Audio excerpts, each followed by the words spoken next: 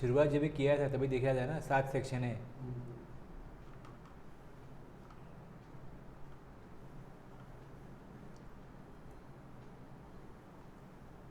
Seven section पहले मैंने देखा है, ये समराइज ये दिखा है। फिर 31 में क्या है, 32 में क्या, कंटिन्यूस 4 और 5 में 3 स्पेशल केस में गया।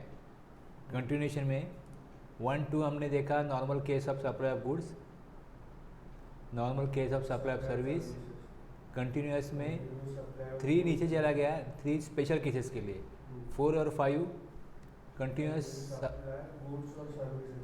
हाँ 7 देखा था हमने, गुड्स सेंट और taken on approval for sale और रिटर्न। सेल और रिटर्न और सर्विस कभी बीच में स्टॉप हो जाती है। हाँ services ceases under a contract before the completion of supply.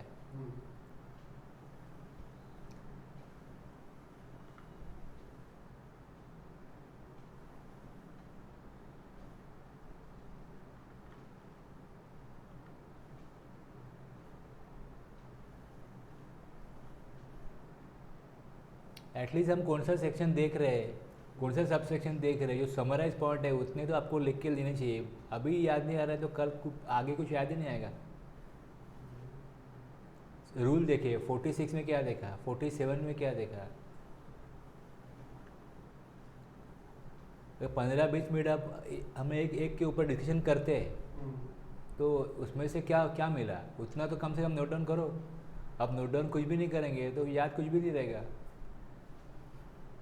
जो पहले बताता हूँ, बाद में बताता हूँ, समरी चार्ट में बताता हूँ, इतने सारे तरीके से बता रहा हूँ, ये याद रहने के लिए है। लेकिन आप क्या समझ रहे, कहाँ पे हम हैं, यही नहीं लिख रहे। पूरा लिख के जाने की ज़रूरत नहीं है यार, लेकिन आप जो चल रहा है, टॉपिक जो चल रहा है। रूल 48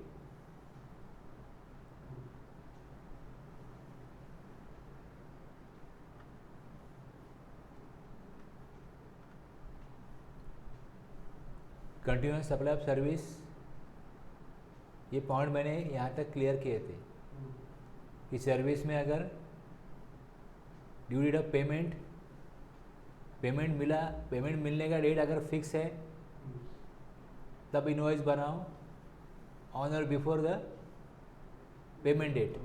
और अगर फिक्स नहीं है पेमेंट का ड्यू डेट तो जब पेमेंट मिलेगा तब इनवॉइस बनाओ या उसके पहले बनाओ।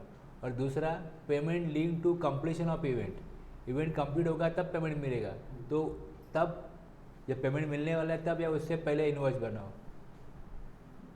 Issue of invoice in case of continuous supply of service.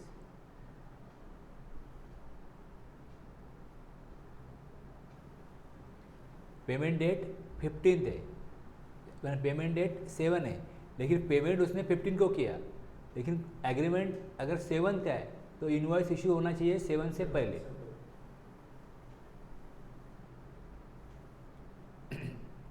In case of continuous supply of goods statement मिलेगा तो स्टेटमेंट से पहले इनवॉइस इशू करो, या पेमेंट मिलेगा तो पेमेंट से पहले इनवॉइस इशू करो। बाकी सर्विसेज में 3 case, due date of payment, due date of payment is not fix तो पेमेंट मिलेगा तब, और इवेंट, ये अभी हमने देखा।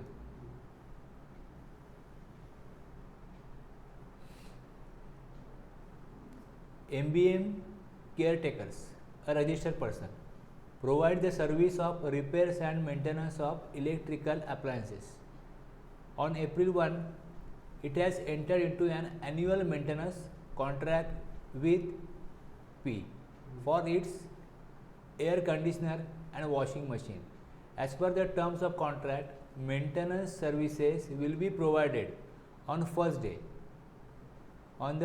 of each quarter of the relevant financial year, and payment for the same will also be due on the same date, on the date on which service is rendered. पहले दिन को वो मेंटेनेंस सर्विस देगा और payment भी तभी due होगा। During the year it provided the services on April 1, July 1, October 1 and January 1 in accordance with the terms of contract. तो बताओ अभी when should MBM caretakers issue the invoice for the service rendered? As per the terms of contract क्या है? Maintenance service will be provided on first day of each quarter. Quarter start कब होता है? अप्रैल का एक पहला क्वार्टर चालू होता है, हाँ। अप्रैल मई जून, जुलाई से सेकंड क्वार्टर, जुलाई अगस्त सितंबर, अक्टूबर से थर्ड और नवंबर दिसंबर जनवरी से। हाँ, तो यही डेट दिया। फर्स्ट क्वार्टर जब स्टार्ट होता है तो पहले डे को वो सर्विस देगा। तो इनवॉइस इशू कब होगा इसका? 1 तारीख से पहले या 1 तारीख। कंटिन्यूस, अब पहले यही देखो आप, ये नॉर्मल सर्विस है या कंटिन्यूस सर्विस है। अगर 3 महीने से ज़्यादा का पीरियड है तो ये कंटिन्यूस सर्विस में आ सकती है। फिर वो कंटिन्यूस सर्विस का प्रोविजन इसके लिए एप्लीकेबल होगा। तो आंसर में वैसे ही होना चाहिए। Continuous supply of service means inter alia supply of any service which is provided और agree to be provided continuously or on a recurrent basis under a contract for a period exceeding 3 months with the periodic payment obligation. अब periodic payment है किसमें? Payment link है, service जब देंगे तब उसको payment मिलेगा। therefore the given situation is a case of continuous supply of service as a repair and maintenance service have been provided by MBM caretakers on a quarterly basis under a contract for a period of 1 year with the obligation for quarterly payment. Quarterly payment ये obligation है। In terms of section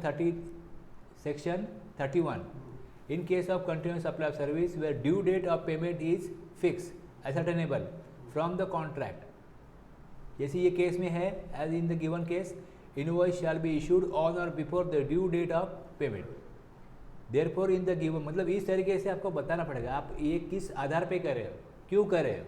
तो पहले normal service नहीं है, continuous service है और उसमें agreement में लिखा हुआ है कि जब सर्विस देंगे तब पेमेंट भी मिलेगा उस डेट में। तो सर्विस दिया तो जैसे ये केस है, सर्विस जब देते हैं तो पेमेंट मिलेगा, तो उसी डेट के पहले इनवॉइस इशू हो जाना चाहिए। मतलब वो डेट है 1 अप्रैल, 1 जुलाई, 1 अक्टूबर या 1 जनवरी।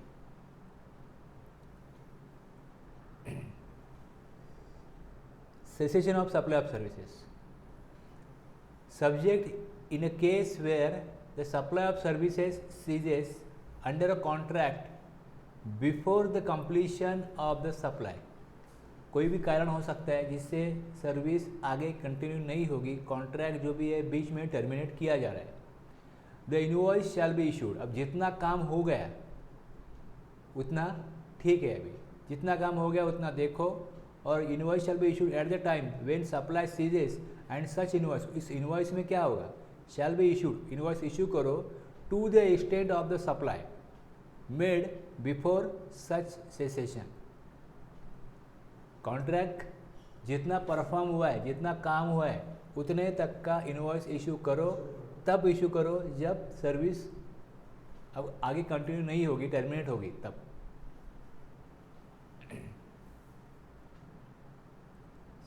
Cessation of service, the invoice shall be issued at the time when the supply ceases and such invoice shall be issued to the extent of the supply made before such cessation.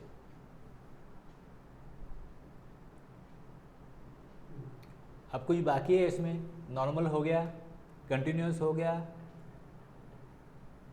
In case of good sent और taken on approval, ये हमने पहले ही देखा, और अभी cessation भी देखा।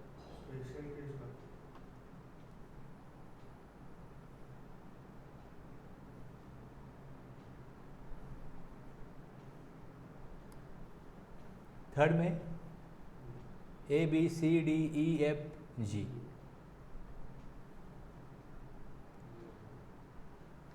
अभी इसमें क्या क्या है, थोड़ा टाइटल देखो, तो टाइटल से कुछ पता चलता है क्या? देखो, issue of revise invoice 31(3)A। Revise invoice कब आता है, कब हमने रिवाइज इनवॉइस इशू करना पड़ता है?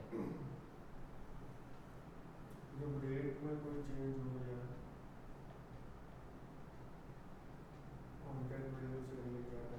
रेट कम ज़्यादा होता है तो सप्लीमेंट्री इनवॉइस होता है। उस सप्लीमेंट्री इनवॉइस को हम क्रेडिट नोट या डेबिट नोट बोलते हैं। अगर आपने रेट कम लगाया तो डेबिट नोट इशू करो, और रेट ज़्यादा हो गया तो क्रेडिट नोट इशू करो।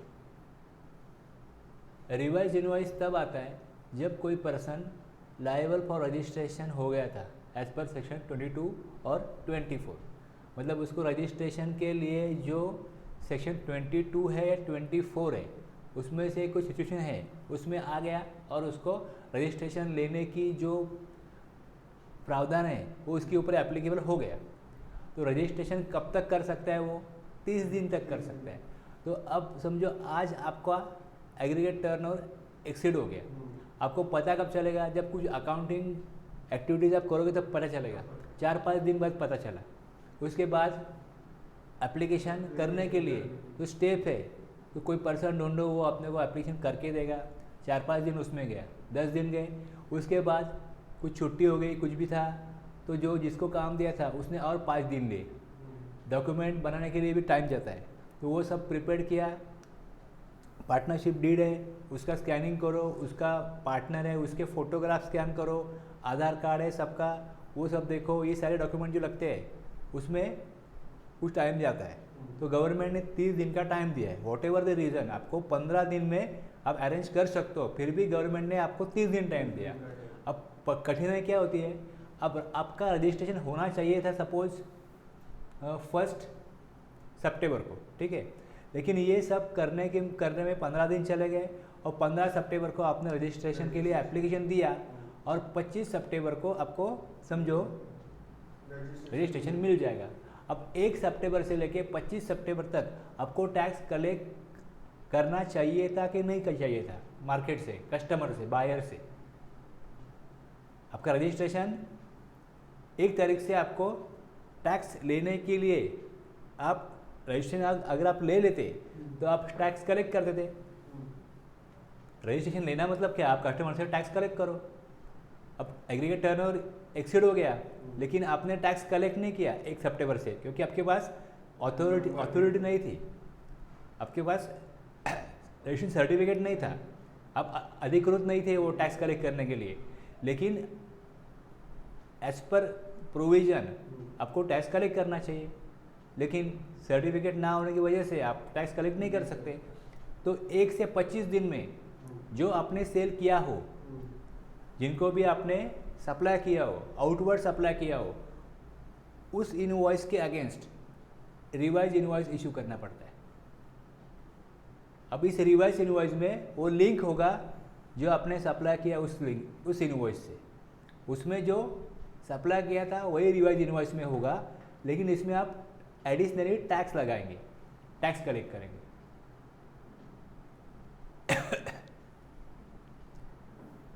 तो जिसके ऊपर इस तरीके से उसको जो काम करना पड़ता है वो बायर को बोलते रहेगा कि अभी मैंने एप्लीकेशन दिया रजिस्ट्रेशन का, मैं इनवॉइस दे रहा हूँ, मेरा रजिस्ट्रेशन नंबर आ जाएगा तो टैक्स के लिए अलग से इनवॉइस दूंगा।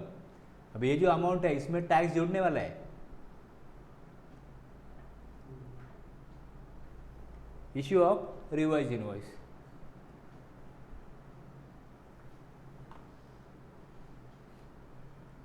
टैक्स इनवॉइस हमने रूल देखा, credit debit note rule 46, bill of supply rule 49, receipt of voucher rule 50, refund voucher rule 51, payment voucher rule 52, revise tax invoice credit debit note rule 53, invoice in special cases rule 54, delivery challan rule 55, tax invoice RCM reverse charge mechanism में जो आपने RCM goods या service लिए उसका एक self invoice issue करो, वो 31(3)(f) में आएगा। तो ये सारे स्पेशल केसेस में आप देखोगे तो may not issue tax invoice with some conditions, bill of supply to be issued for exempt supply या कंपोजिशन डीलर होगा वो।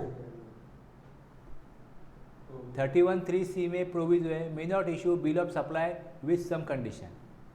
तो कभी टैक्स इनवॉइस या बिल ऑफ सप्लाई नहीं इशू करना पड़ेगा, वो भी कुछ कंडीशन है, अगर वो फुलफिल होती है तो इनवॉइस इशू नहीं किया चलेगा।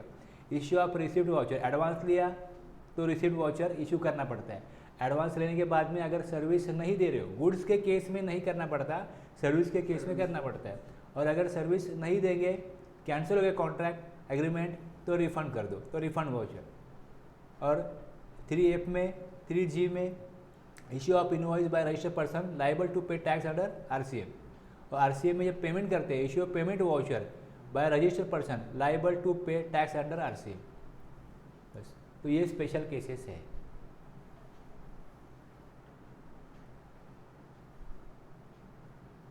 फिफ्टी 53 का रूल है, उसमें रिवाइज इनवॉइस बनता है। और सबसेक्शन 3 में ए में ये लिखा, a registered person may within 1 month from the date of issuance of certificate of registration and in such manner as may be prescribed. किस तरीके से वो करेगा, वो रूल में 53 में बोला है। Issue a revised invoice against the invoice already issued during the period beginning with the effective date of registration। Aggregate turnover exceed कब हो गया, वो इफेक्टिव डेट है। Till the date of issuance of certificate of registration, registration कब हाथ में आया, कब इश्यू हुआ, कब मिला, 25 सितंबर को। तो 1 सितंबर टू 25 सितंबर, ये जो पीरियड है, इसमें जो ओरिजिनली इनवॉइस ऑलरेडी इशूड हुए उसके अगेंस्ट, उस इनवॉइस के अगेंस्ट रिवाइज इनवॉइस इशू होगा जिसमें टैक्स कलेक्ट किया जाएगा।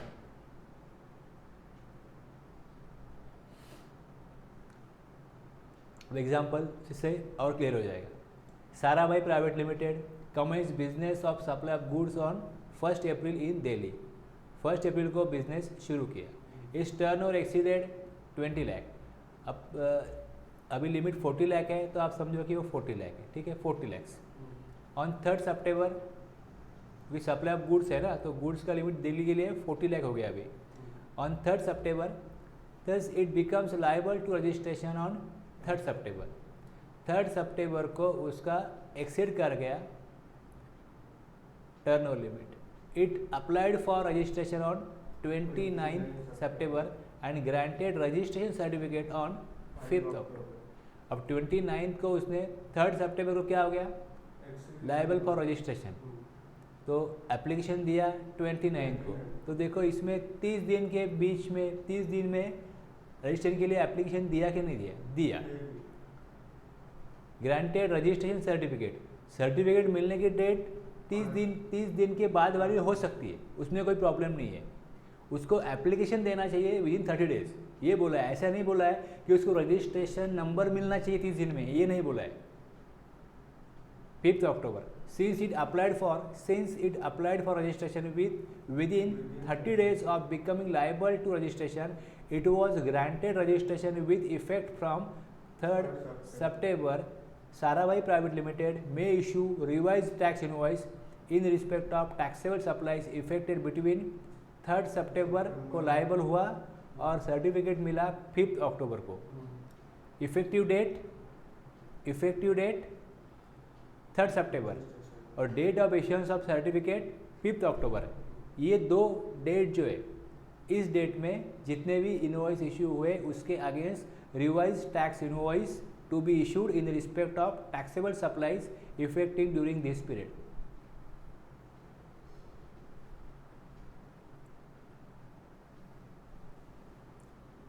कंटेंट क्या होगी उसकी, रिवाइज टैक्स इनवॉइस के कंटेंट क्या होगी। तो वर्ड रिवाइज इनवॉइस हेडिंग में होना चाहिए।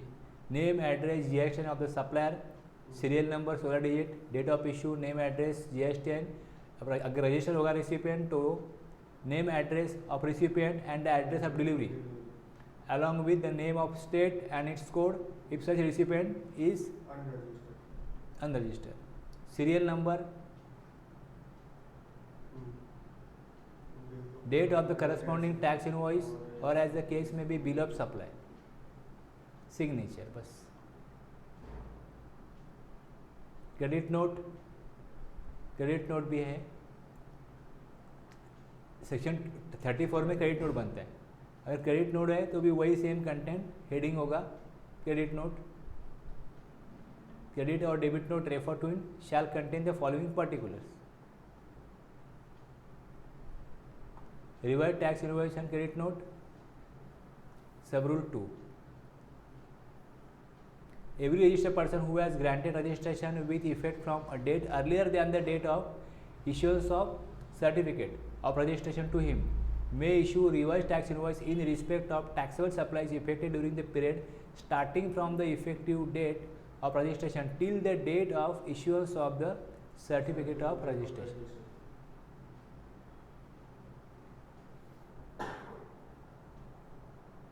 जो रजिस्टर्ड पर्सन नहीं होते, अगर उनको कुछ इनवॉइस इशू किए, provided that the registered person may issue a consolidated revise tax invoice. Consolidate का मतलब है कंबाइन, 4-5 इनवॉइस का एक ही इनवॉइस बना दो. In respect of all taxable supplies made to a recipient who is not registered under the act during such period. लेकिन उसके लिए भी एक एक्सेप्शन है. However, in case of interstate supplies, a consolidated revised tax invoice cannot be issued in respect of unregistered recipient है और वो value of supply अगर स्टेट के बाहर सप्लाई किया है और वैल्यू 2,50,000 को एक्सीड करती है तो उसको इनवॉइस सेपरेट बनाना पड़ेगा. वो कंसोलिडेटेड इनवॉइस नहीं बना सकता. स्टेट में कितना भी अमाउंट होने दो, स्टेट के बाहर अगर 2,50,000 का अमाउंट है तो उसका इनवॉइस बताना पड़ेगा, वो कंसोलिडेटेड रिवाइज इनवॉइस में नहीं जाएगा.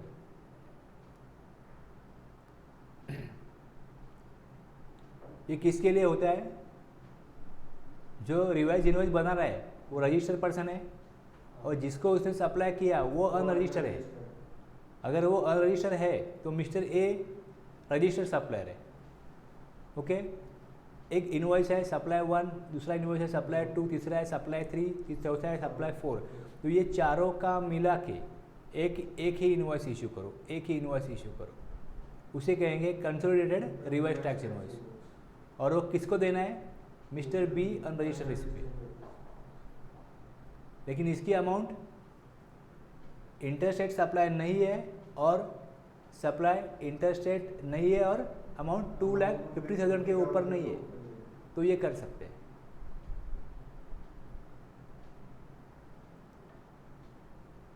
₹200 से कम अमाउंट का अगर इनवॉइस है, ₹200 से कम अमाउंट का इनवॉइस है तो उसके लिए ये प्रावधान है. Notwithstanding anything contained in section 1 and 2.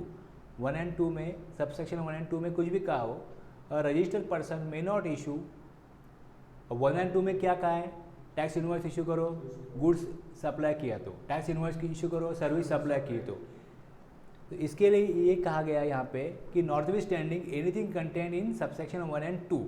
वहाँ बोल रहे हैं इनवॉइस इशू करो और यहाँ बोल रहे हैं कि उधर वहाँ पे कुछ भी कहा हो, लेकिन अगर ये कंडीशन सेटिस्फाई होती है तो इनवॉइस नहीं इशू किया तो चलेगा.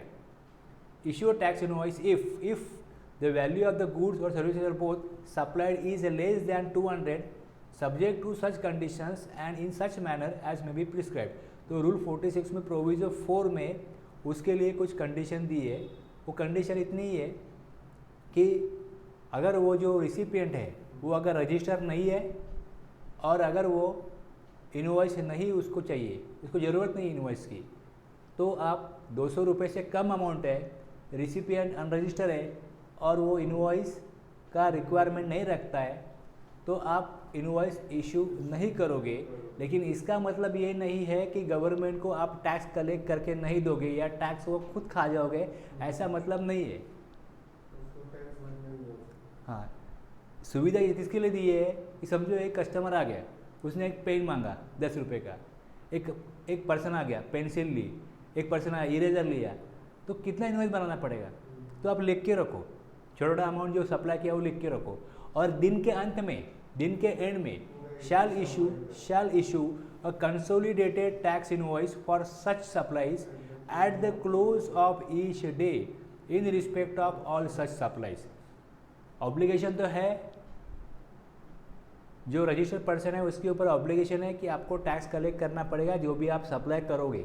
लेकिन छोटे छोटे अमाउंट के लिए इनवॉइस इशू करने में जो टाइम जाता है वो बचाने के लिए आप एक रजिस्टर रखोगे, नोटबुक रखोगे, उसमें लिखते जाओगे ये मैंने सेल किया.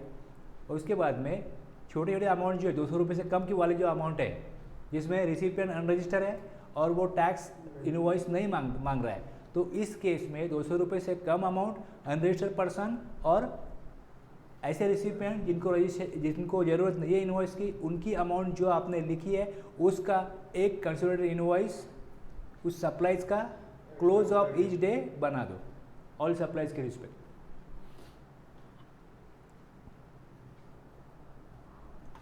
अब इसमें देखो इलस्ट्रेशन में, Jain and sons is a trader dealing in a stationery items. It is registered under GST and has undertaken following sales during the day. अब सीरियल नंबर 1 में Raghav traders registered retail dealer, उसको उसने 190 का अमाउंट का कुछ supply किया. दूसरा ध्रुव enterprises unregistered dealer है, अनरजिस्टर्ड ट्रेडर है, उसको 358 का सप्लाई किया. तीसरा पेंटर को जो अनरजिस्टर्ड है उसको 500 का कुछ सप्लाई किया. तीसरा ओबेराय ऑर्फेनेज अनरजिस्टर्ड एंटिटी है, उसको 188 का सप्लाई किया. चौथा आराध्या स्टूडेंट है, अनरजिस्टर्ड है, उसको 158 का सप्लाई किया. तो ये 5 ट्रांजैक्शन में कितने ट्रांजैक्शन का इंडिविजुअल इनवॉइस बनाना पड़ेगा और कितने ट्रांजैक्शन का कंसोलिडेटेड टैक्स इनवॉइस बन सकता है. 3 ट्रांजैक्शन के इनवॉइस बनाना पड़ेगा, 2 का कंसोलिडेटेड. पहला वाला रजिस्टर्ड डीलर, इसका तो इनवॉइस बनाना पड़ेगा. दूसरा अनरजिस्टर्ड है पर 200 से ऊपर है, इसका भी इनवॉइस बनाना पड़ेगा. तीसरा अनरजिस्टर्ड है पर 200 से ऊपर है, इसका भी इनवॉइस बनाना पड़ेगा. अब बचे ये दो, उसका नहीं बनेगा, दोनों अनरजिस्टर्ड है और 200 से नीचे, बस इसका ही कंसोलिडेटेड टैक्स इनवॉइस बनेगा.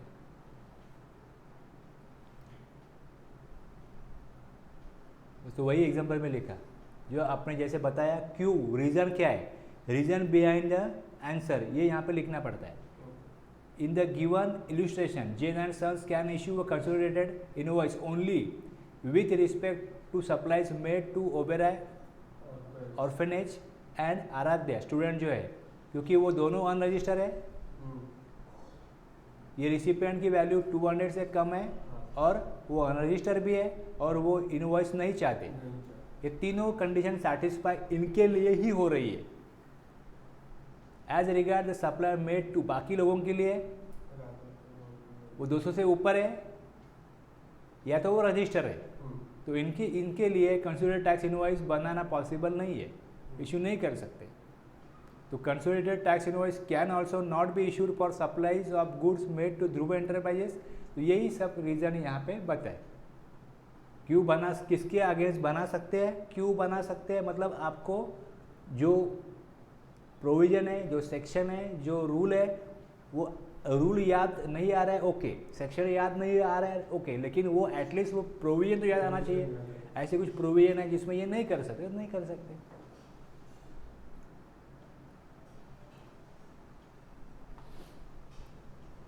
अब इसमें क्लॉज सी में क्या है, रजिस्टर्ड पर्सन अगर एग्जाम सप्लाई कर रहा है गुड्स का या सर्विसेज का, एग्जाम सप्लाई कर रहा है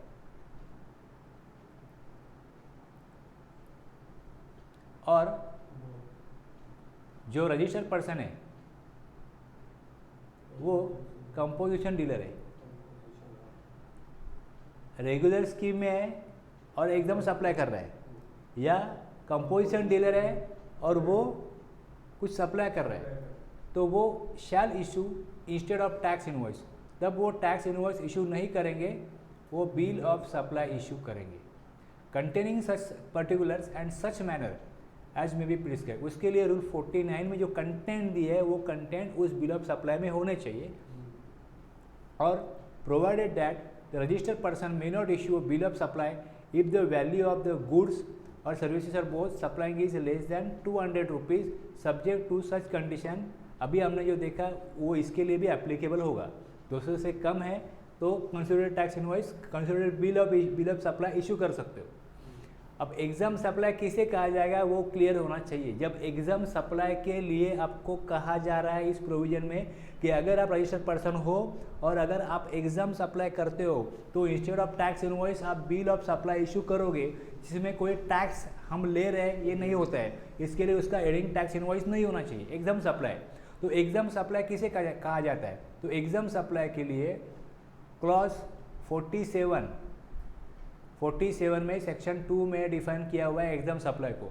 means supply of any goods और सर्विसेज और both which attract nil rate of tax. अगर गवर्नमेंट ने टैक्स रेट नील रखा हो या सेक्शन 11 में गवर्नमेंट के पास पावर है कि वो चाहे तो नोटिफिकेशन द्वारा कुछ गुड्स को या कुछ सर्विसेज को एग्जम्पशन मतलब वो टैक्स के दायरे से बाहर रखेंगे, इसके ऊपर हमें टैक्स नहीं चाहिए, उसको कर मुक्त कर देंगे। वो ऐसे कोई गुड्स सर्विसेज है तो वो एग्जम्पशन है उसको सेक्शन 11 में, तो नील रेट ऑफ टैक्स और विच मे बी होली एग्जाम्प्ट है एज पर सेक्शन 11 और सेक्शन 6 ऑफ IGST एक्ट।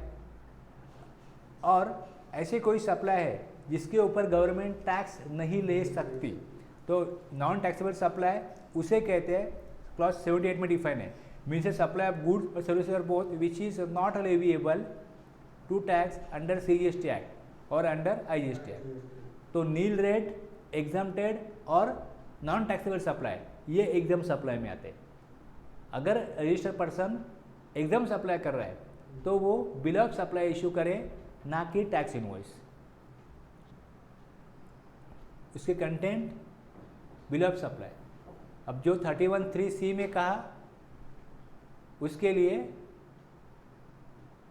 इस तरीके से कुछ कंटेंट हो गए, वो कंटेंट डाल दो।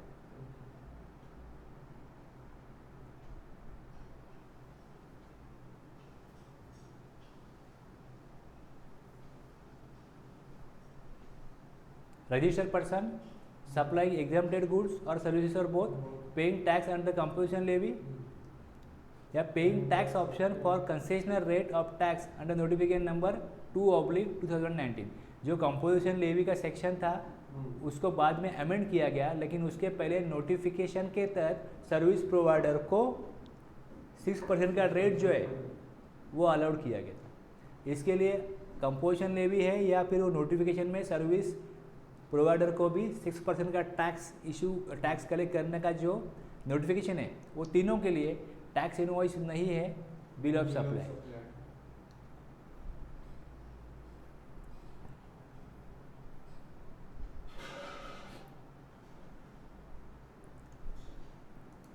अब ये बाद में ये रूल अमेंड हुआ, 46A बाद में अमेंड हुआ।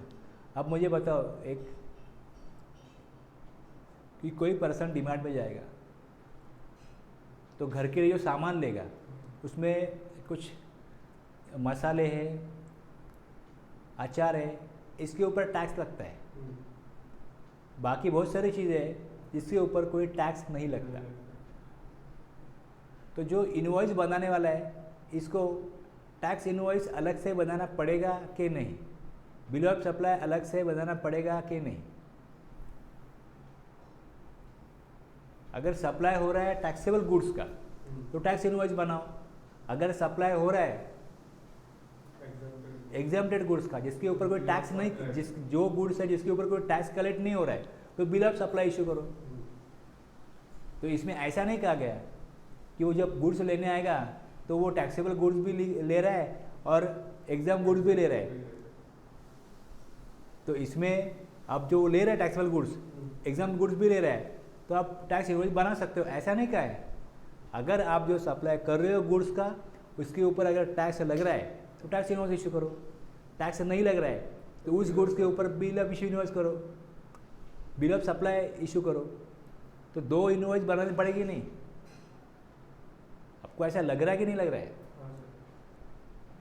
तो इनके लिए तो दिक्कत होगी। फिर ये सुपर मार्केट है उनके लिए दिक्कत हो जाएगी कि हम एग्जाम सप्लाई, हमारा जो सप्लाई है जो ग्रोसरी सामान है, किराना सामान है, उसमें दोनों माल आता है। तो क्या वो आदमी देखेगा अरे टैक्स लग रहा है, चलो bill of supply, tax tax लग रहा है, टैक्स इनवॉइस नहीं लग रहा है, बिल ऑफ सप्लाई, दो कैसे बनाएगा वो? कैसे बनेगा दो? तो देखने में टाइम जाएगा। ये टैक्स ये या फिर उसको लेबल लगाना पड़ेगा, ये एग्जाम्प्ट है, ये टैक्सेबल है, अलग अलग करो, फिर इसका ये मटेरियल का अलग बनाओ। तो मिस मैनेजमेंट ज़्यादा होगा, टाइम कंज्यूमिंग ज़्यादा होगा। तो ऐसे सप्लाई के लिए ये रूल बनाया गया 46A, नॉटविथस्टैंडिंग एनीथिंग कंटेन इन सब रूल 46 टैक्स इनवॉइस वाला, रूल 49 बिल ऑफ सप्लाई वाला, और रूल 54 कुछ स्पेशल इनवॉइस बना सकते हैं उसके लिए। Where a registered person is supplying taxable as well as exempted goods. Registered person supply कर रहा है taxable as well as exempted goods services और दोनों to an unregistered person a single invoice cum bill of supply may be issued for all such supplies, for all such supplies. अब tally में आप enter करके देखो, एक goods बनाओ, उसको टैक्सेबल या नील रेट, आपको दिखाता हूँ मैं, थोड़ा समझ लो क्या प्रोसेस है.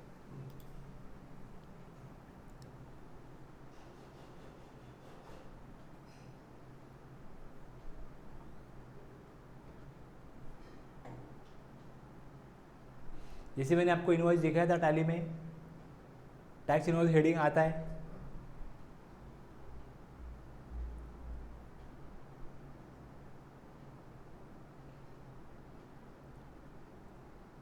वो रीड करता है, जो इनवॉइस है वो रीड करता है कि अपने सिस्टम में जो इनवॉइस है वो जो आइटम है वो टैक्स वाले है कि नहीं.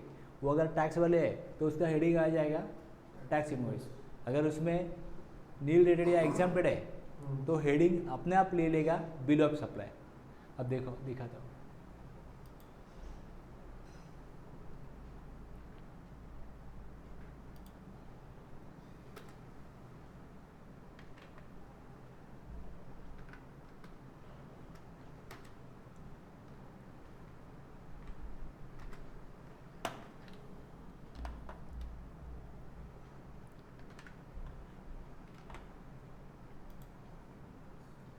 टैक्स इनवॉइस है ये,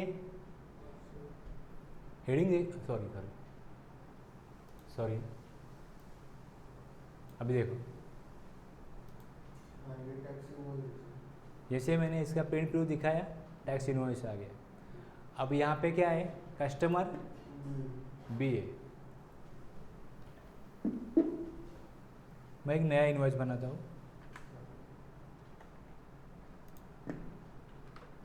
कस्टमर बी, सेल्स,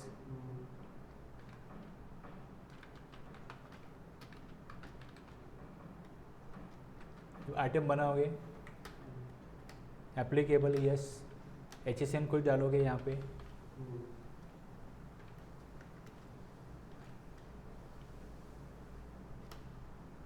यहाँ पे एग्जाम्प्टेड या नील रेट, एग्जाम्पल लिया,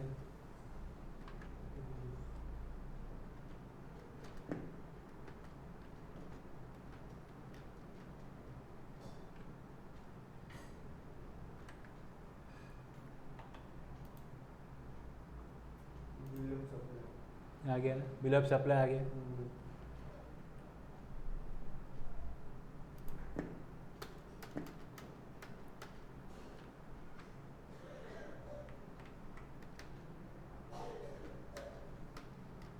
अब सोप टैक्सेबल है ना. देखो अभी गड़बड़ क्या है, एक एग्जाम्प्ट है, एक टैक्सेबल है.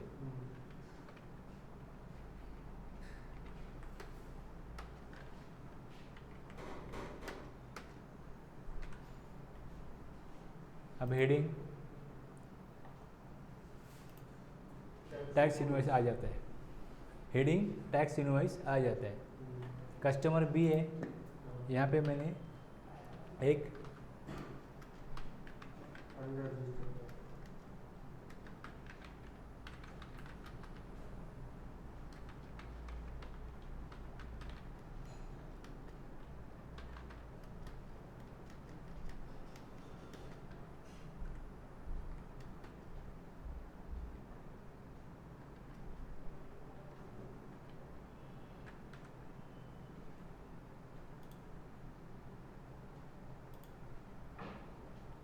Invoice cum bill of supply आ रहा है. अभी ये 46A का इनवॉइस है.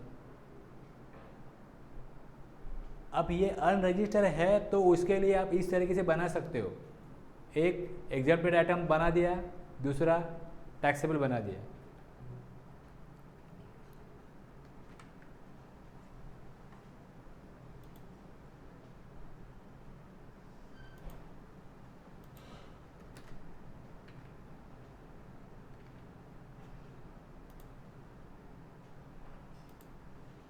यहाँ पे देखो इसका रेट नहीं है एग्जाम्प्टेड आइटम में, जीएसटी रेट कोई नहीं है, तो एक एग्जाम्प्टेड है एक टैक्सेबल है, तो हेडिंग हो गया invoice cum bill of supply.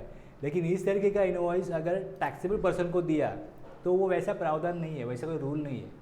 Customer B register है, कस्टमर बी जो है देखो नंबर है उसका, अब उसको दिया, उसको लोग ऐसा एक्चुअली इनवॉइस लोग बना रहे हैं, इसके लिए फिर टैली में दे दिया कि अगर वो है तो उसको आप टैक्स कलेक्ट कर रहे हो उसके ऊपर, तो टैक्स इनवॉइस ही लिखो, फिर tax invoice cum bill of supply नहीं होता उसके लिए, और वो वेबसाइट पे अपलोड भी हो जाता है। वहाँ लॉक नहीं किया है कि अगर आपने ऐसे इनवॉइस बनाया तो वो नहीं लेंगे, ऐसा नहीं, वहाँ पे वो 0 रेट का उसमें ऑप्शन है तो लोग डालते हैं। अनरजिस्टर के लिए ही वो कर सकते हैं, रजिस्टर के लिए नहीं कर सकते। 46 में टैक्स इनवॉइस अलग से बनाओ, 49 में बिल ऑफ सप्लाई अलग से बनाओ। अनरजिस्टर्ड पर्सन है तो कंबाइन टैक्सेबल और नी रिलेटेड या एग्जाम्प्टेड गुड्स साथ में एक ही इनवॉइस में दे सकते हो, लेकिन उसका heading invoice cum bill of supply होगा। और invoice cum bill of supply registered person के लिए इशू करने का कोई रूल नहीं है, अब तक तो नहीं बनाए, तो इसके लिए फिर उसका इनवॉइस का हेडिंग टैक्स इनवॉइस ही डालते हैं।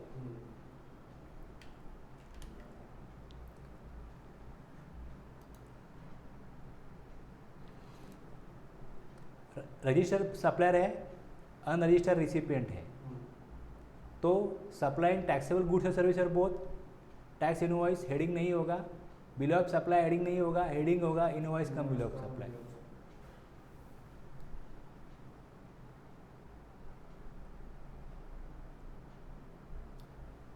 रूल 50 देखो अभी, रिसिप्ट वाउचर। रूल 50 में क्या है? Receipt voucher. Notwithstanding anything contain in subsection 1 and 2। 1 में और 2 में कुछ भी कहा हो, अब ये 3D क्या कह रहा है? अ registered person shell on receipt of advance payment with respect to any supply of goods or services or both issue a receipt voucher or any other document containing such particulars as may be prescribed evidencing receipt of such payment। Rule 50 में अगर advance लेते हैं, अब इसमें goods का भी government ने पहले रखा था, गुड्स के ऊपर नहीं है, सर्विसेज के ऊपर ही है। अगर इसका एडवांस लिया तो जीएसटी 1 में दिखाना पड़ेगा कि आपने एडवांस लिया है, लेकिन इसका कोई इनपुट टैक्स क्रेडिट रिसिपिएंट को नहीं मिलता है, क्योंकि उसके नाम पे हम नहीं डालते। रिसिपिएंट का नाम के ऊपर ये एडवांस नहीं चढ़ाया जाता, एडवांस बस एडवांस लिया इतना बोल दिया जाता है, और उसका पेमेंट गवर्नमेंट को करना पड़ता है रजिस्टर्ड पर्सन को। जब इनवॉइस इशू होगा तो ही रिसिपिएंट को इनपुट टैक्स क्रेडिट मिलेगा, और जिस महीने में आप इनवॉइस इशू करोगे, अभी तो एडवांस लिया, बाकी जब सर्विस ख़त्म होगी तो इनवॉइस इशू होगा या तब पेमेंट होने वाला है, तो पेमेंट तब होने वाला है, तो इनवॉइस उसके पहले बनेगा। तो इनवॉइस जब इनवॉइस बनाओगे तब जितना एडवांस दिया है उतने का जीएसटी तो जमा कर दिया, तो रिमेनिंग अमाउंट का ही गवर्नमेंट को टैक्स, जो बाकी टैक्स देने का है बस उतना अमाउंट गवर्नमेंट को दिखा देंगे। पहले हमने जितना एडवांस दिया वो माइनस हो जाएगा, वो वहाँ पे दिखाना पड़ेगा, एडजस्ट करना पड़ेगा इनवॉइस के आगे इस एडवांस का अमाउंट, और जितना अमाउंट गवर्नमेंट को पे करना है वो 3B में पे करेंगे, जीएसटी 1 में ये दिखाएंगे, ये दोनों amount.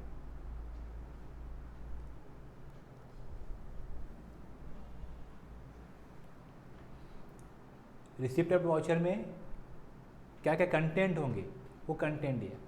Name and address of GST of the supplier, serial number होगा, डेट होगी, नेम एड्रेस एंड जीएसटीएन और UN of if register, recipient register है तो उसका नाम एड्रेस नंबर होना चाहिए।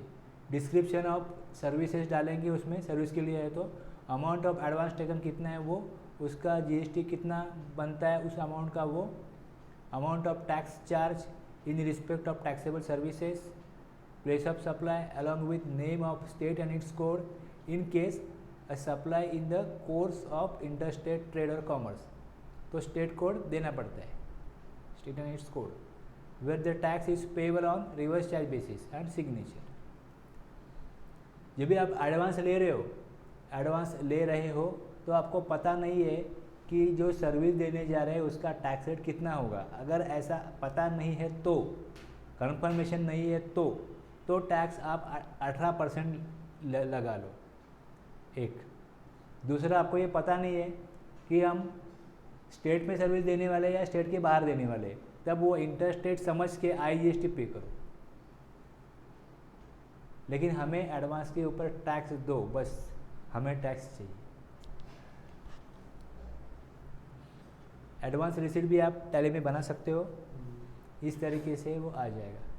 एडवांस रिसीट हेडिंग आएगा, सर्विस का नाम है आर्किटेक्ट सर्विस, अमाउंट कितना लिया वो अमाउंट टोटल आ जाएगा, टोटल अमाउंट आ जाएगा। उसके ऊपर इंक्लूसिव ऑफ टैक्स, टैक्स 20,000 के ऊपर लगा है तो 20,000 के ऊपर जो टैक्स है CGST कितना है, AGST कितना है वो दिखाएगा।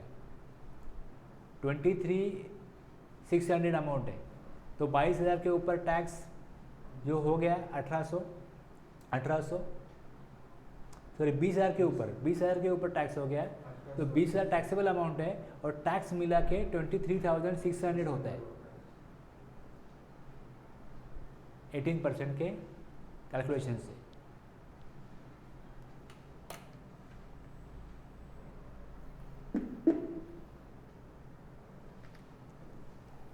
जब आप बनाते हो ये टैली में, अगर एडवांस लेने वाले तो एडवांस का ऑप्शन ही यस होना चाहिए। Enable tax liability on advance receipt, yes.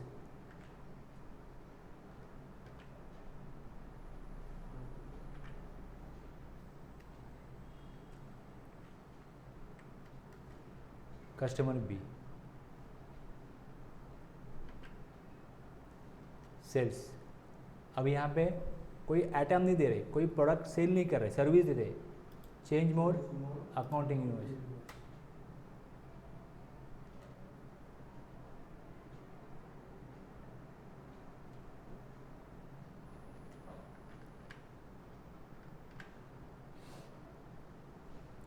अभी यहाँ पे मुझे क्या देना है,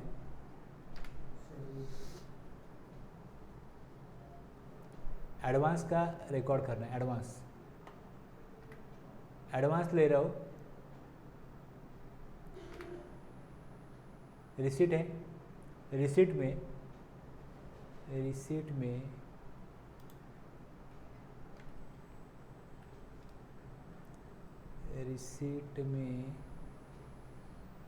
change mode single entry, okay.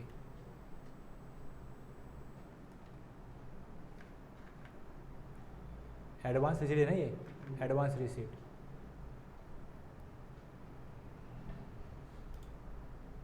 ये देखो एडवांस रिसीट, स्टैट एडजस्टमेंट में advance receipt.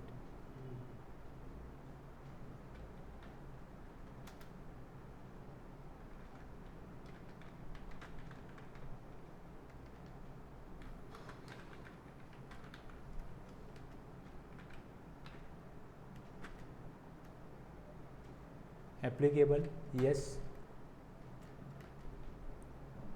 Sales taxable, is reverse charge no 18%, services, nature of item,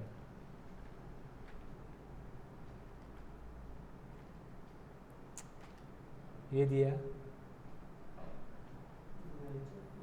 एक मिनट, ये कुछ नहीं आना चाहिए।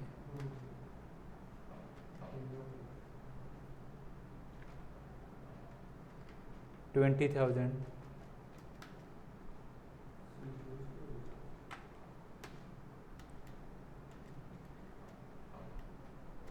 जो अमाउंट लिया 23,600, बस उतना ही दिखाएगा। नीचे यहाँ पे कुछ नहीं।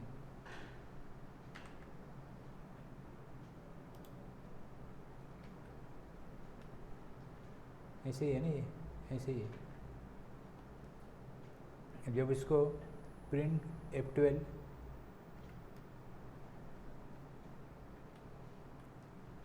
प्रिंट करता हूँ मैं। उसके बाद F12 में ये ऑप्शन है, हेडिंग रिसीट वाउचर होगा, show receipt mode in advance configuration है वो नहीं मिल रहा है मुझे। यहाँ पे मैंने लिखा है एडवांस रिसिप्ट, यहाँ पे दिया आर्किटेक्ट सर्विस।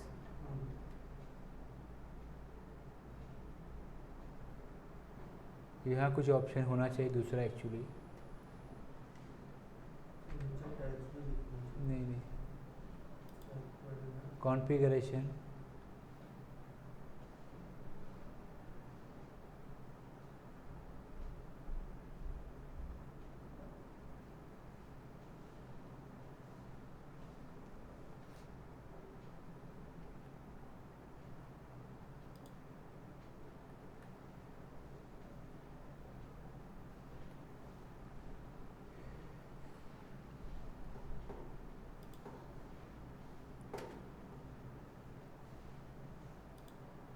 ये तो मैंने चूज़ किया यहाँ पे एडवांस रिसीट।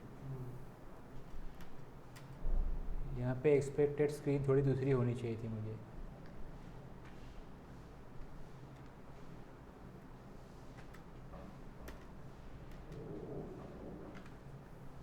ठीक है, ये मैं देख के बताता हूँ, ठीक है। तो इस तरीके से ये बनता है। कॉन्फ़िगरेशन मुझे याद नहीं आ रहा है किस तरीके से करना चाहिए था, बाकी कॉन्फ़िगर करेंगे तो एडवांस रिसीट टैली में भी बन जाता है।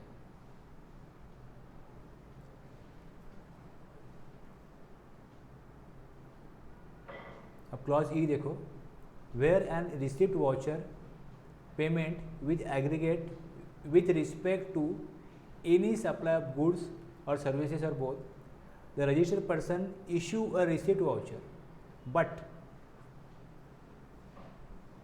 रूल 50 से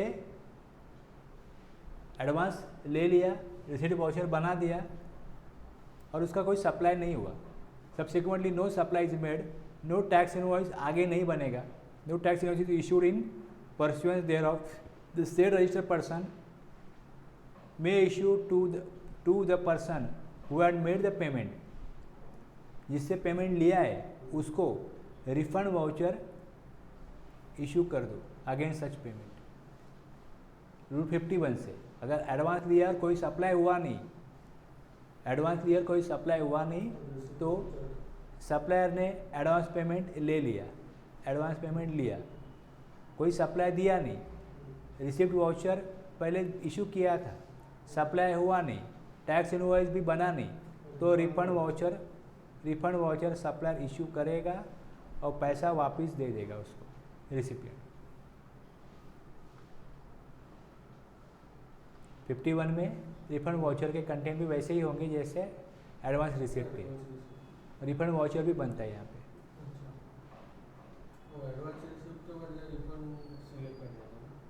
अब पेमेंट करेंगे ना, अब यहाँ पे पेमेंट करेंगे,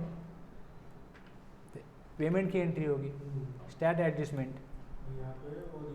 देखो स्टैट एडजस्टमेंट में advance payment made under reverse charge, payment under reverse charge, refund of advance receipt, बस।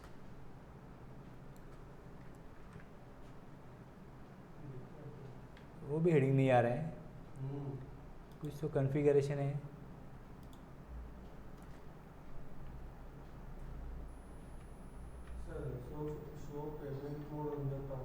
हाँ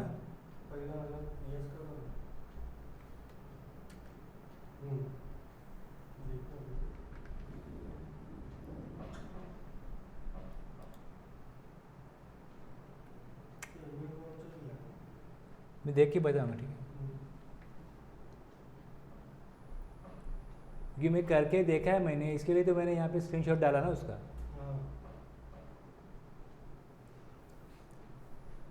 अब रिवर्स चार्ज में कोई ट्रांजैक्शन है, registered person who is liable to pay tax under section 93 or 94 shall issue an invoice in respect of goods or services or both।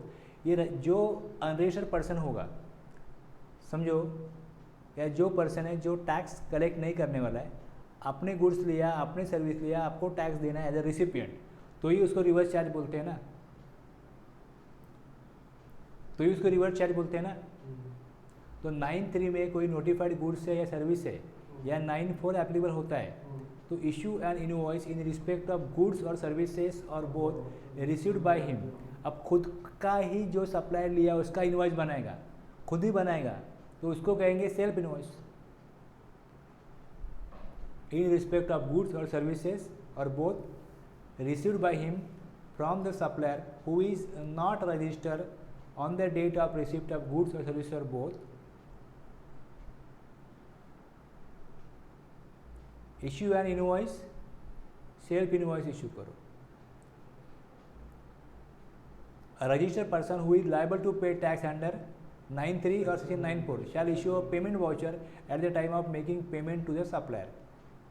जब supplier को payment करते हो जिसके ऊपर RCM में टैक्स देना है, तब वो पेमेंट वाउचर इशू करो सप्लायर के लिए। तो एक सेल्फ इनवॉइस बनाओ, दूसरा पेमेंट वाउचर इशू करो। द रिसिपिएंट इज लाइबल, अभी जैसे मैंने यहाँ पे पेमेंट का ऑप्शन दिया था और यहाँ पे ऑप्शन दिया स्टार्ट एडजस्टमेंट, तो पेमेंट अंडर रिवर्स चार्ज वो भी ऑप्शन है। रिवर्स चार्ज का पेमेंट कर रहे हो तो पेमेंट वाउचर है, स्पेशल वाउचर बनना चाहिए, तो वो ऑप्शन दिया हुआ है।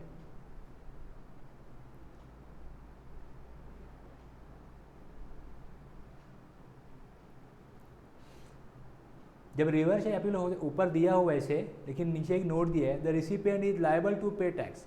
रिसिपिएंट को टैक्स देना है reverse charge basis where he receives supply of such goods और सर्विस और both which are notified for reverse charge purpose 9(3). Such supplies can be received from register और एन अनरजिस्टर्ड सप्लायर। ऊपर नहीं लिखा है, ऊपर ऐसा लिखा है कि वो रजिस्टर नहीं थे, तब वो रजिस्टर हो चाहे अनरजिस्टर हो, अगर रेसिपिएंट को ही टैक्स देना है तो उसके लिए F और G दोनों एप्लीकेबल होता है। एक सेल्फ इनवॉइस बना दो, दूसरा पेमेंट वाउचर बना दो। रूल 52 में कंटेंट है पेमेंट वाउचर की, ये पेमेंट वाउचर ऐसा बनेगा। हमने हेडिंग दिया वो RCM पेमेंट वाउचर, बस हेडिंग आप कुछ भी दे सकते हो। ये नॉर्मल पेमेंट नहीं है, स्पेशल पेमेंट वाउचर है, तो उसमें ये कंटेंट भी आ जाते हैं। लीगल एक्सपेंसेस है वो हो गए 8,500, तो उसके ऊपर टैक्स 76576 है, मतलब 1530 रुपये का टैक्स कौन देगा? रिसिपिएंट अपने साइड से गवर्नमेंट को देगा। ये टैक्स उसने लीगल सर्विस प्रोवाइडर को नहीं दिए। ये 9(3) का है, वैसे 9(4) का बिल्डर प्रमोटर है, must purchase 80% of inputs and input services registered person से लेने चाहिए। अगर जो शॉर्टफॉल होता है उसके लिए उसको गवर्नमेंट को टैक्स देना पड़ेगा। दूसरा, सीमेंट 100% रजिस्टर्ड पर्सन से लेना चाहिए, अगर जितना भी अनरजिस्टर्ड पर्सन से लिया उसके ऊपर टैक्स देना पड़ेगा। कोई कैपिटल गुड्स है वो अगर परचेज किया अनरजिस्टर्ड से तो उसके ऊपर रिवर्स चार्ज में पेमेंट करना पड़ेगा। ये 9(4) का payment voucher where recipient is register receives the supplies taxable on the reverse charge। अगर receives the supplies taxable 9(3) हो चाहे 9(4) हो, तब पेमेंट वाउचर इशू करो।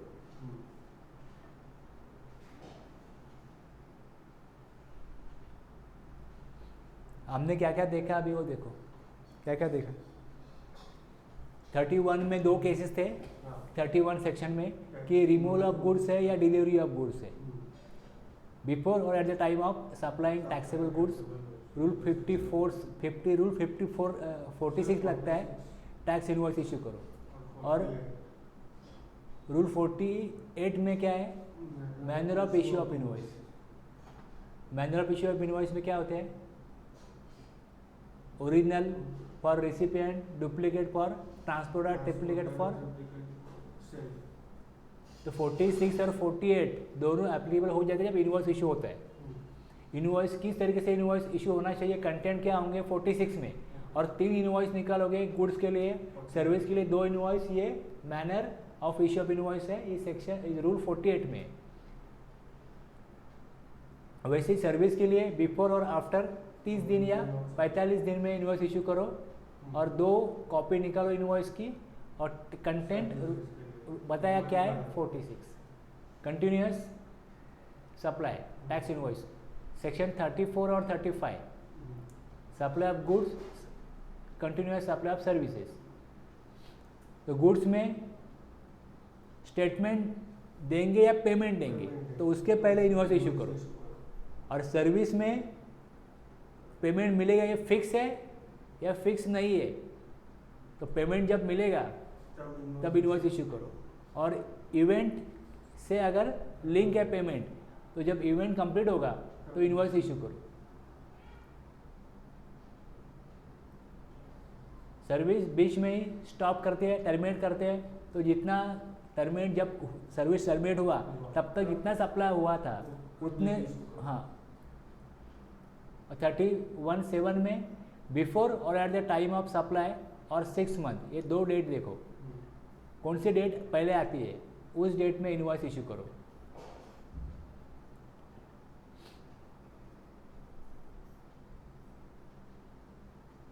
(31) रूल लगता है रिवाइज इनवॉइस के लिए। 53 may not issue tax invoice with some conditions। 46 proviso 4 bill of supply receipt voucher 50 refund voucher 51 और अभी पेमेंट वाउचर इशू करने के लिए आरसीएम में 52।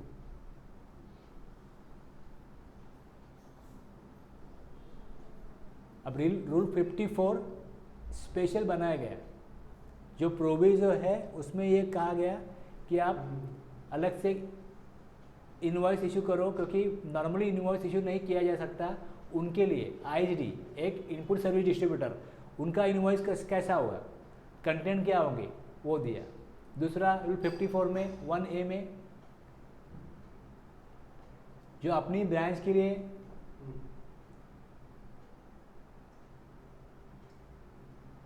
सप्लाई दे रहे उनके लिए, और इंश्योरर बैंकिंग कंपनीज के लिए,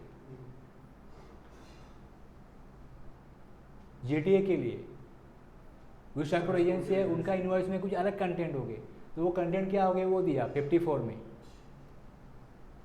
पैसेंजर ट्रांसपोर्ट सर्विस में क्या कंटेंट होंगे वो दिया 54 में। सिनेमा थिएटर है उनके लिए क्या कंटेंट होंगे, तो ये बाकी की जो इनवॉइस है उसमें कुछ अलग सप्लाई ये है, तो इनके लिए रूल 46 एप्लीकेबल नहीं होगा। तो रूल 54 में उनके लिए क्या होना चाहिए थोड़ा अलग से दिया हुआ। और 55 में ट्रांसपोर्टेशन ऑफ गुड्स, वो ये सारी सर्विसेज थी। 54 वाले रूल में सारी सर्विसेज थी, और 55 में गुड्स है, जहाँ पे जब गुड्स का सप्लाई होता है तब as per rule 46 invoice issue नहीं हो सकता। तो ऐसे क्या सिचुएशन है, तो उनके लिए इनवॉइस इशू मत करो, ये कहा गया। Transportation of goods without issue of invoice, rule 55 allowed करता है कि इसमें ये अगर कंटेंट है, लिक्विड गैस, जॉब वर्क के लिए मटेरियल जा रहा है, सप्लाई नहीं हो रहा है, transportation of goods for reason other than way of supply, इनके लिए मटेरियल तो जाएगा तो इशू करो डिलीवरी चलन। डिलीवरी चलन, डिलीवरी चलन में कोई टैक्स कलेक्ट नहीं होता, लेकिन गुड्स के डिस्क्रिप्शन होता है, गुड्स का किसका मटेरियल जा रहा है, कहाँ जा रहा है, ये सारी जो इन्फॉर्मेशन है, जो मटेरियल जा रहा है उसकी वैल्यू कितनी है, उसका टैक्स कितना हो सकता है अगर वो सप्लाई है, तो ये सारी चीज़ें उस डिलीवरी चलन में होनी चाहिए। डिलीवरी चलन में टैक्स का डिस्क्रिप्शन नहीं होता है? नहीं होता है, लेकिन यहाँ पे ये स्पेशल केसेस है उसके लिए दिया हुआ है। जो आप डिलीवरी चलन बना रहे हो वो आपके सुविधा के लिए बना हो, वो कहाँ नहीं है यहाँ पे आप डिलीवरी चलन बनाओ। यहाँ पे जो कहा गया है डिलीवरी चलन, ये स्पेशल सप्लाई है, जॉबर के लिए मटेरियल जा रहा है, लिक्विड गैस जा रहा है, तो उसमें उसके लिए ये कहा है। जो लिक्विड गैस जा रहा है उसकी कोई क्वांटिटी मालूम नहीं है, रेट मालूम नहीं है, तो फिर वो नहीं डाल सकते, जितना डाल सकते हैं उतना डाल दो। अगर पता होता तो टैक्स इनवॉइस ही बनता था लिक्विड गैस के केस में। लेकिन बाकी जो मटेरियल जॉब वर्क के लिए जाता है उसमें तो पता है कि वो मटेरियल जा रहा है, उसका HSN क्या है, उसकी क्वांटिटी क्या है, उसका टैक्सेबल वैल्यू टैक्स रेट क्या है, ठीक है, वो डाल दो, अगर पॉसिबल है तो डाल दो। 3 कॉपी उसकी बनानी पड़ेगी और उसका ए बिल भी बनाना पड़ेगा, उसका ए बिल भी बनाना पड़ेगा।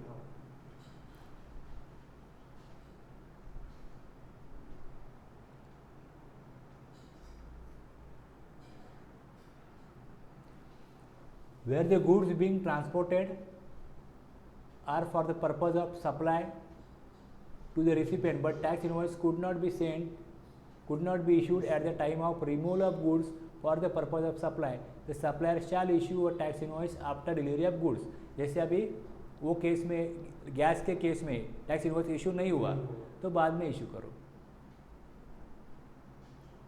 Where the goods are being transported in semi knocked down और completely knocked down condition, goods machinery है तो मशीनरी को अगर ऐसे इंस्टॉल किया हुआ है तो उसको ट्रांसपोर्टेशन करने के लिए डिफ़िकल्टी है, तो उसको क्या करते हैं, कुछ पार्ट्स निकालते हैं तो सेमी नॉकडाउन, और कंप्लीटली पूरे ही पार्ट खोल देते हैं तो completely knockdown.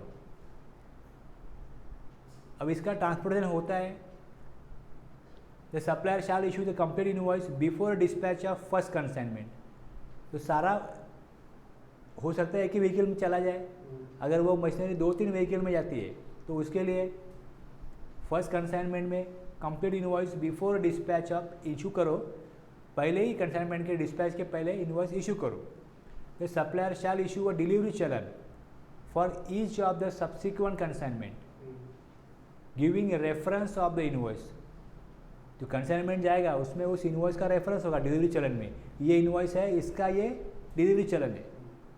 Each consignment shall be accompanied by copies of corresponding delivery challan along with a duly certified copy of the invoice, and the original copy of the invoice shall be sent along with the last consignment। उसका जो duplicate copy होगा या xerox होगा वो आप दे दो हर एक delivery चलन के साथ, और जो ओरिजिनल कॉपी होगी वो सेंड करो लास्ट कंसाइनमेंट के साथ।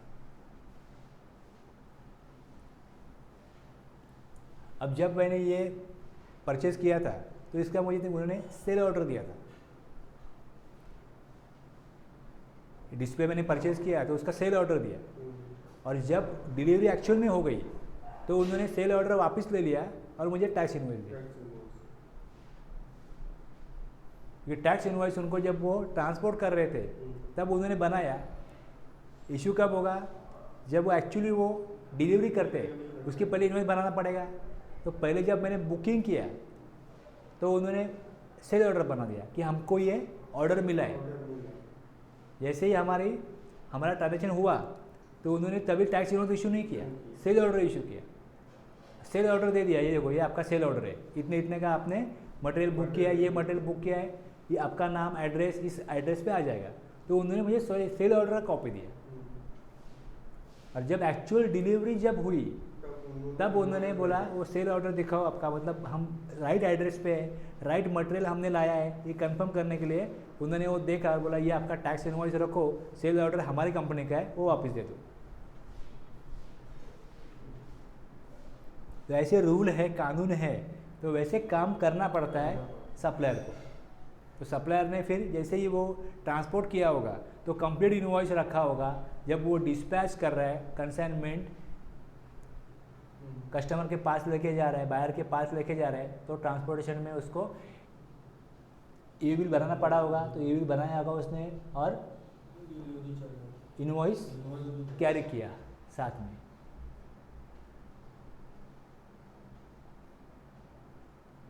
The person in charge of the convenience shall carry a copy of tax invoice और bill of supply issued in accordance with, उसको कहा गया है, देखो अब ये रूल में, ये कौन सा है, रूल 55, जो ट्रांसपोर्ट कर रहा है, a person in charge of convenience मतलब transportation shall carry a copy of the tax invoice और the bill of supply issued in accordance with the provision of rule 46, 46A या 49। Tax invoice cum bill of supply और bill of supply in case where such person is not required to carry an e-way bill under this rule. अगर e-way bill नहीं बना रहा है, नहीं बनाने का अगर जो प्रावधान है वो उसको एप्लीकेबल नहीं हो रहा है, तो वो टैक्स इनवॉइस की कॉपी या बिल ऑफ सप्लाई की कॉपी अपने साथ रखे।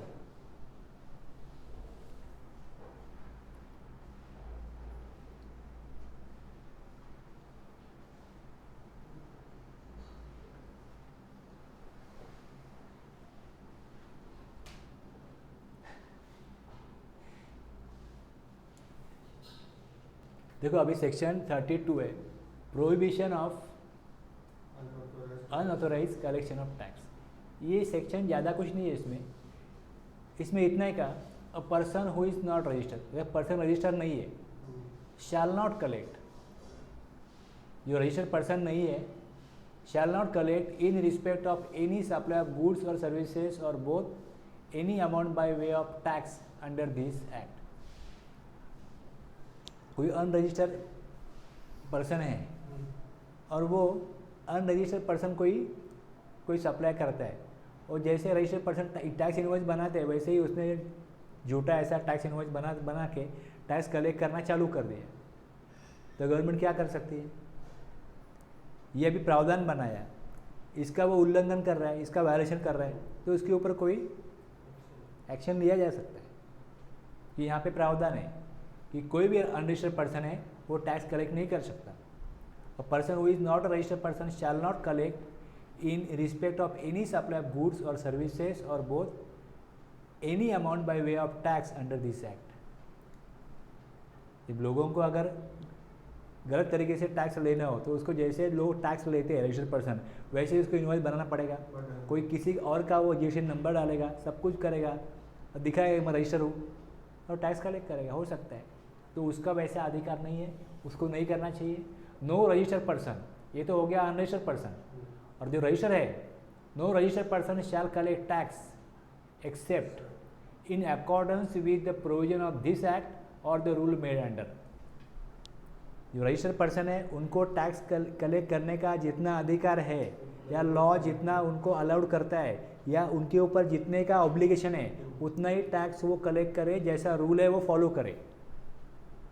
मतलब हम रजिस्टर हम कुछ भी कर सकते हैं, ऐसा भी उनको भी अधिकार नहीं है।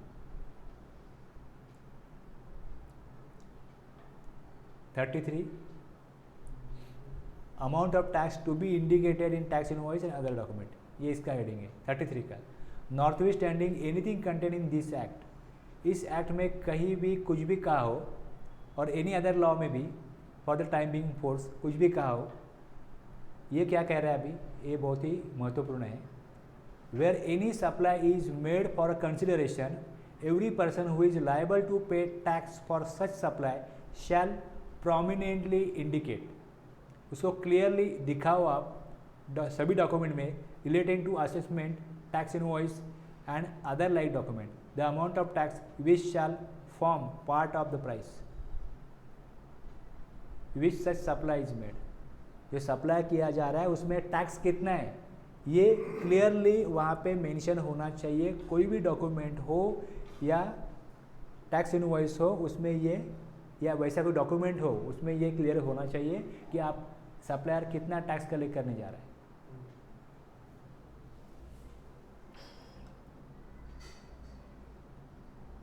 मतलब गलत तरीके से कोई टैक्स इनवॉइस गवर्नमेंट, कोई टैक्स कलेक्शन गवर्नमेंट नहीं करना चाहती या गवर्नमेंट की तरफ से कोई नहीं होना चाहिए, इसके लिए सेक्शन 32 और 33 में प्रोविजन है।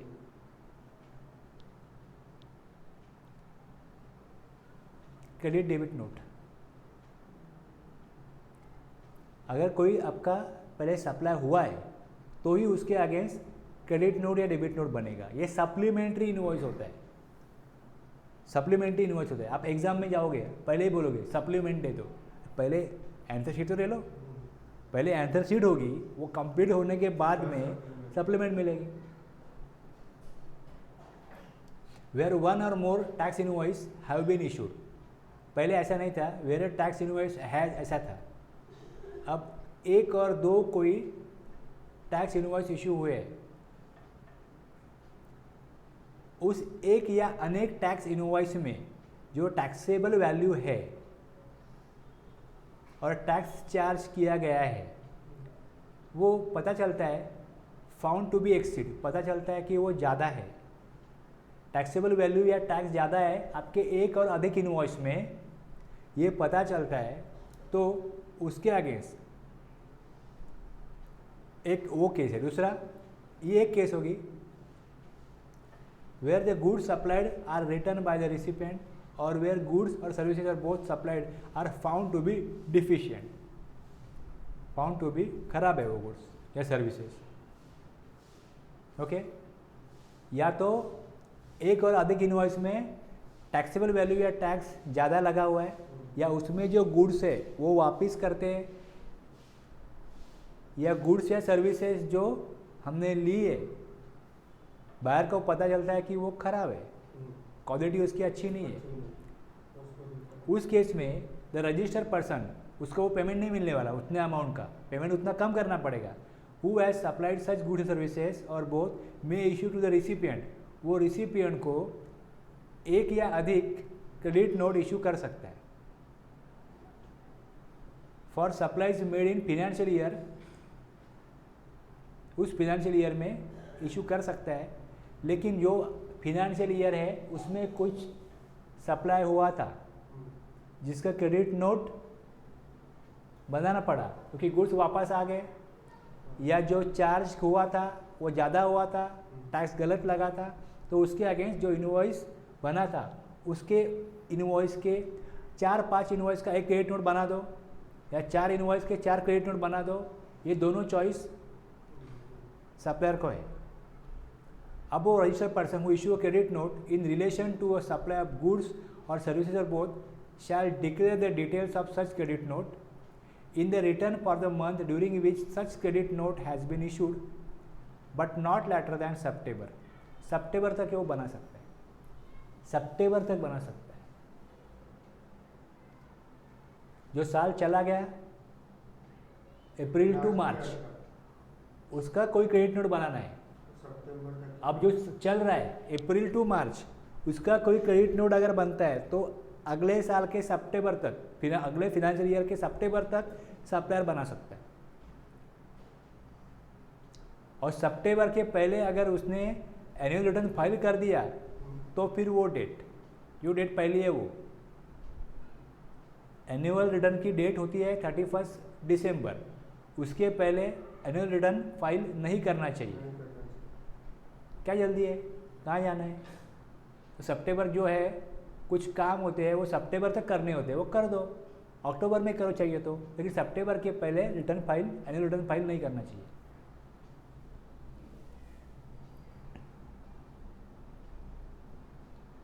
समझ में आ गया?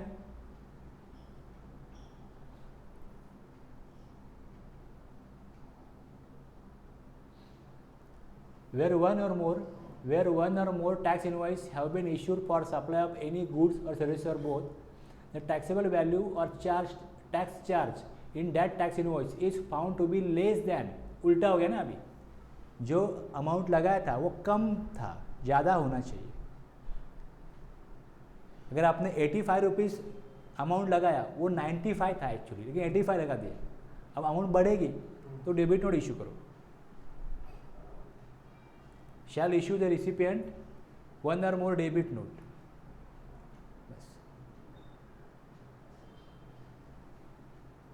ये कब तक इशू करना पड़ेगा? कभी भी करो, गवर्नमेंट को टैक्स मिलने वाला है अभी सितंबर वगैरह कुछ नहीं है। क्रेडिट नोट इशू होगा तो गवर्नमेंट को टैक्स हम रिवर्स करेंगे ना उतना। पहले 100 रुपीज़ का कॉस्ट था, अब 90 होने वाला है, 10 रुपीज़ कम होने वाला है। तो क्रेडिट नोट बनाएंगे तो 10 रुपीज़ का आपका अमाउंट कम होगा, तो टैक्स भी तो उसको वापस करना पड़ेगा। तो वो सितंबर तक करो, लेकिन देना है, देने के लिए तो हमारे हाथ कभी भी तैयार है, दे दो, कभी भी दे दो। Any registered person who issue a debit note in relation to supply of goods or services or both shall declare the details of such debit note in the return for the month during which such debit note has been issued। तो यहाँ पे कोई restriction नहीं दिया, जिस महीने में आपने डेबिट नोट इशू किया उस महीने में आप उसको डिक्लेयर कर दो, और जो tax liability shall be adjusted in such manner as may be prescribed. यहाँ पे डेबिट नोट मतलब सप्लीमेंट्री इनवॉइस है।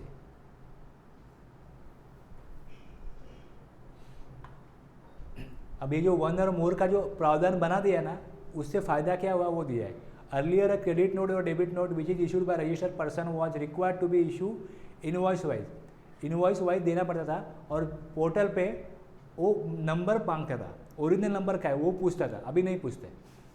अब जस्ट क्रेडिट नोट डाल दो, वो एक इनवॉइस के अगेंस्ट है या 10 इनवॉइस के अगेंस्ट है आपको ही पता होगा, उसको बताना नहीं पड़ता अपने को।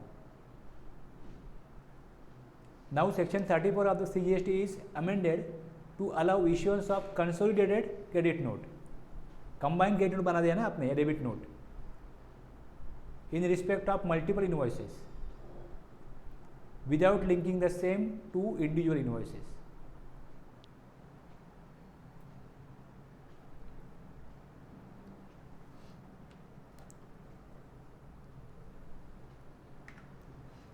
यहाँ पे अपना कंप्लीट हुआ टैक्स इनवॉइस।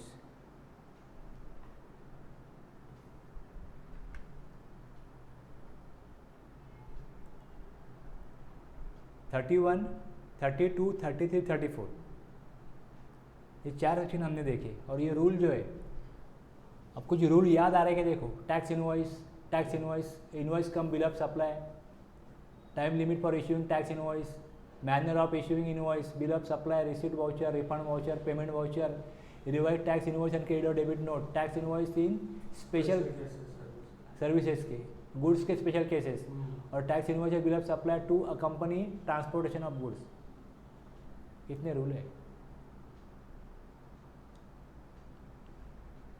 4 सेक्शन और इतने रूल। और सेक्शन में भी क्या देखा,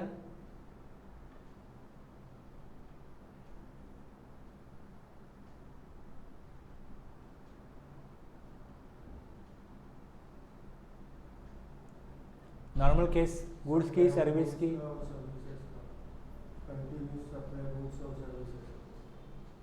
और स्पेशल केसेस में इतना ही याद रखना चाहिए आपको, ज़्यादा मैं एक्सपेक्टेशन नहीं रखता हूँ।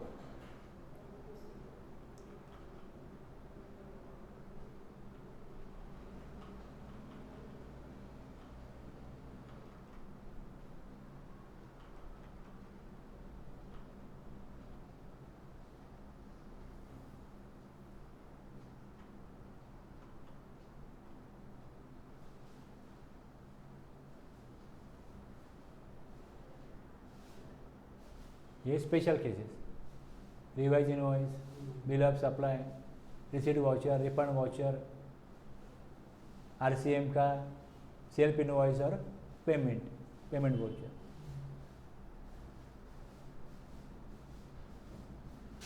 समझ में आ गया? इजी है ये, टैक्स इनवॉइस वाला इजी था। रुकते हैं यहाँ पे।